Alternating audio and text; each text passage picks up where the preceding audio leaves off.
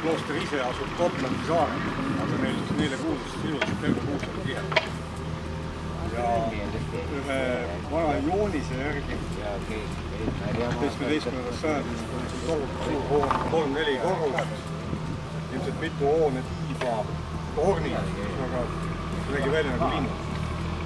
See on kuskil siin peidus, et te näete tõesti umbes 2 müüri. Õnneks see vana hoone oli natukene viltu praegu. Me leiame müüri, mis on kergelt nurga all. Niipidi nagu praegused hooned, need umbes niimoodi, siis vahlata, et see kuulub selle varasema hoone kompleksi juurde.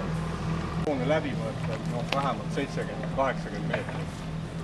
Teistpidi, võib-olla ka ulatub siit servast vaatad peahooneni välja. Vaieldi, et kus see üldse oli. Siin pargi tagaosa. Ja kas ta oli seal peahoone kohal. On oled valitsejamaja, teenijate maja. Siin on kõik võimalused lahti. Maapealset osa. Jah, et vundamenti ei kisutud välja, kõik, mis maa peal oli, ilmselt tõmmati maa.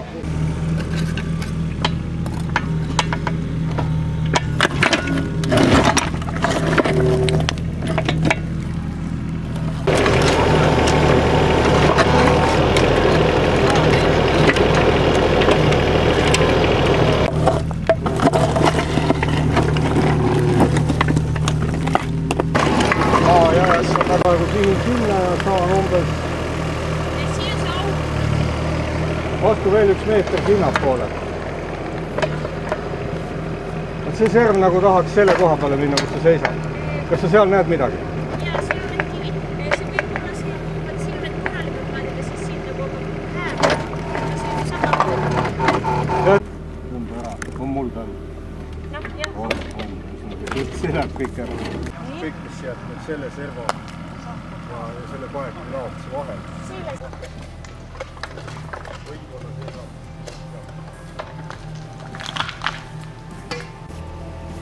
Vundament nüüd tõotab.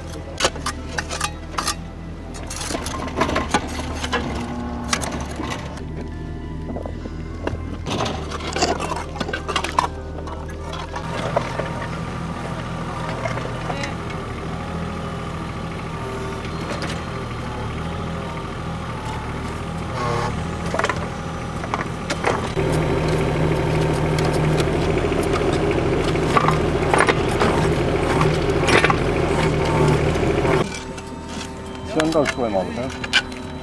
Aga kas sa mõtlesid nüüd siit ka?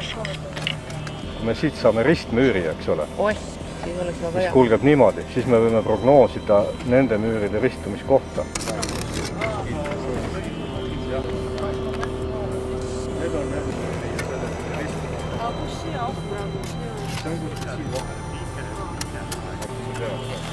me saame vähemalt sellest palju võtta.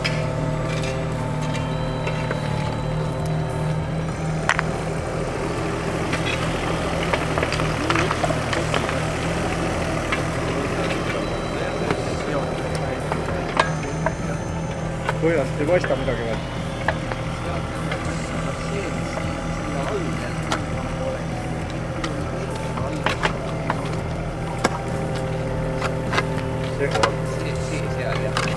Selle all.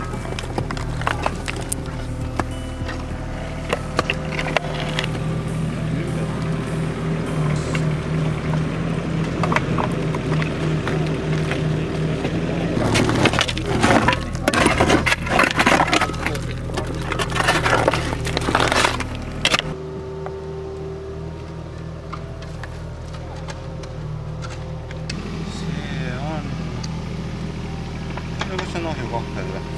Muidugi. Ikka on, jah. Aga... see tagumine rant on vist... See on ka maha, no see lüüaksegi tihti peale maha. veenemaks. Ta on mingi spetsiaalkoht. Ta on mingi nikeldusega, vaata siin. See on ülemine karniis. Jah, sul on õigus. Nii pidi käib.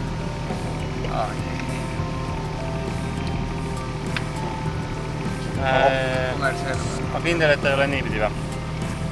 Ma oletaks, jah. Ei julge leita lõpuni. Okei. See osa on nagu korralikum. Siia läheb potirumba. Siia tuleb see peal. Aga ma tegelikult jah, ma võtan tagasi. Ma ei ole kindel. Võib-olla on sul õigus. Ma ei ole ahjude asja huvitav. See peaks olema mingi varabarokk. Pärast ära kaotas, see pidi olema mingi keskaegse piimu jupp. Kurat, täitsa puhtaks ei pea vist saama, on ju?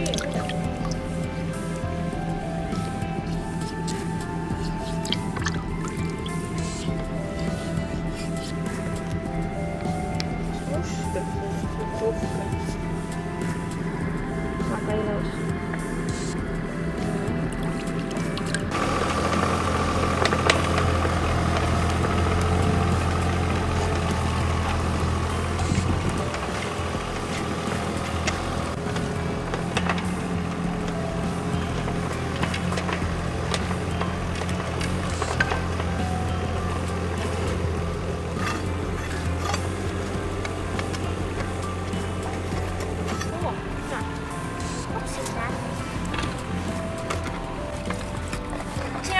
Käsi välja.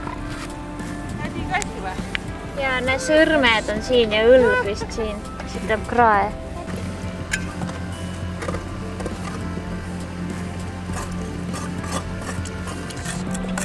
Juba vanad inimesed ei olnud.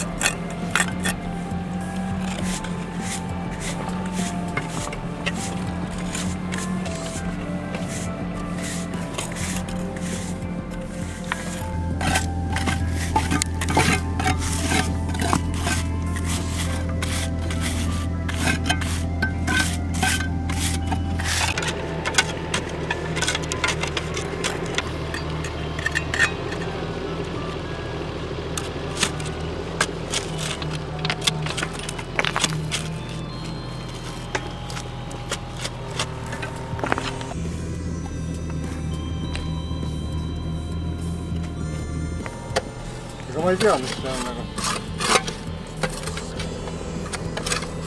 mingi luku osa võiks ta küll olla.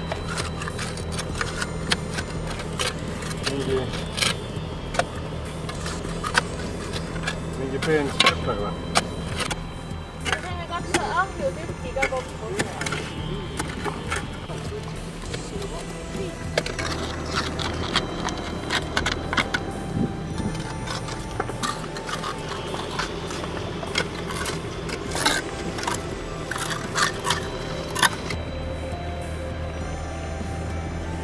Peaks selle just ära võtma.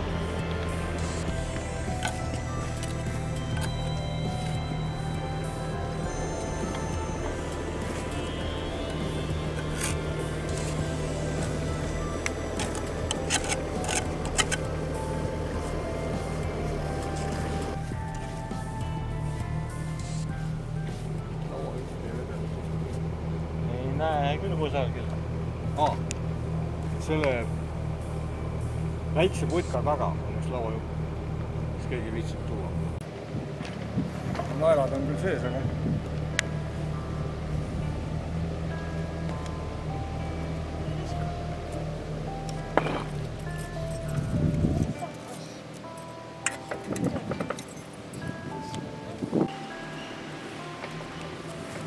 ja siis muidugi nende telliste kohta ütles ka Villu, et need on ikkagi vanad.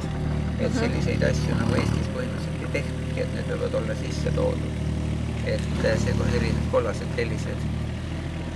Sest et siin oli ju punane tellis. Jah, et see oli nagu pea, läheb nagu sinna, hakkab juba sinna keskaegse tellise kanti. No ja siis on sellised, mis olen need kumerornamendid. Jah. Noh, need on ka huvitavad jällegi. Issand, see ahi on täis neid nägusid ju tegelikult. Jah. Need on siis need, millel ei ole otseselt midagi tõlgendatavat peal.